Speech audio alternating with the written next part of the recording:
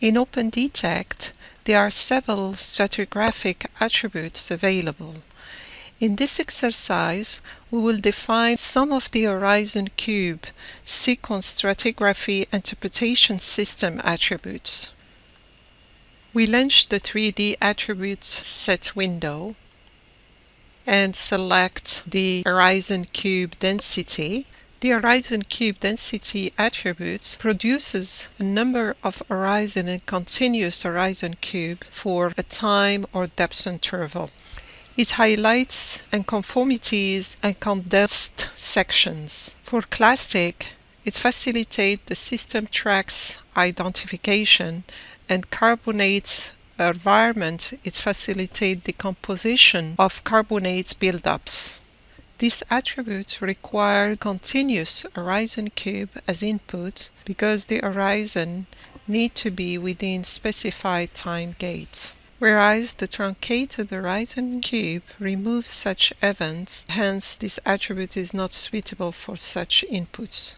So we select as input continuous HorizonCube full, keep the time gate -8 millisecond, and we specify a name for the output attribute, HorizonCube density -8 millisecond, and add as a new. Similarly, we will define a new attribute, HorizonCube layer. Select as input continuous HorizonCube full. We keep the default number events per layer 10, and we change the name for the output attribute to HorizonCube layer 10. Then add as a new. The next attribute will be the system track. So we go to the list and select system track.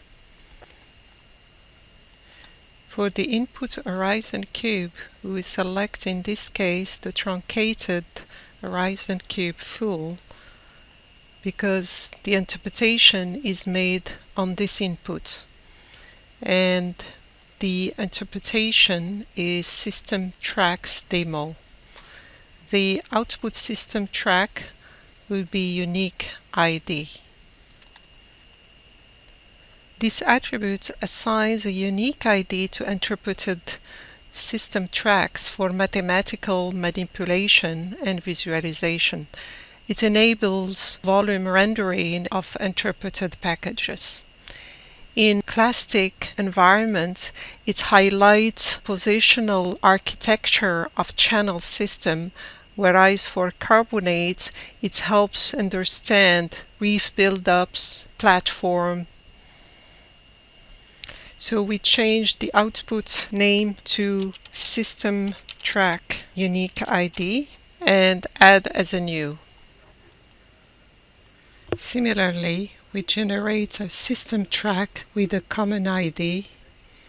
We change the name to system tracks common ID, add as a new, and the last system track Isochrone, and change output name to system track Isochrone and add as a new.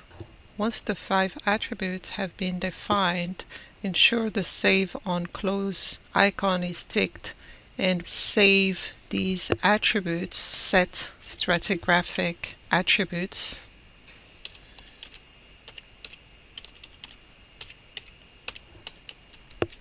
And OK. Before processing these attributes, we will display them on the fly on an inline. Right-click on an inline, add and select attributes. Select the first one, HorizonCube density, and OK. Overlay the other attributes on the same inline. Right-click on that line, add attributes, and select the second one.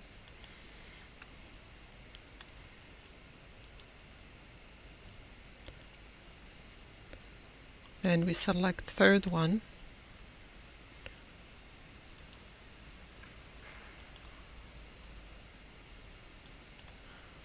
Fourth one, and finally the last one, add attributes, system track Isochrone. can select as well the Seismic as a backdrop, which is under Store for Deep Steered Median Filter, and we can move it to the bottom. Zoom in. So let's look at the different HorizonCube stratigraphic attributes separately. Here we are displaying the HorizonCube density. The dark black color represents high density event, as you can see from the color bar. Means the black region represents gaps in the depositions. Example will be unconformity or condensed sections. Now we will switch to the HorizonCube layer. This is like a model containing layers definition each 10th event as we define it during the creation of this attribute. So this is a good input for the geological or reservoir modeling. The next attribute is the system track unique ID. In this case, the same system track is represented by the same color. So this volume can be used for prediction or modeling purposes. Next attribute is the system track common ID. All system tracks have their own unique ID in this volume. And finally, the system tracks Isochrone. This is the thickness volume per system track. It allows to explain the base level variation based on your data, or by adding another dimension to the Wheeler diagrams when it is used as an overlay in the Wheeler scene. This concludes this exercise where we have defined the HorizonCube and Sequence Stratigraphy Interpretation System attributes.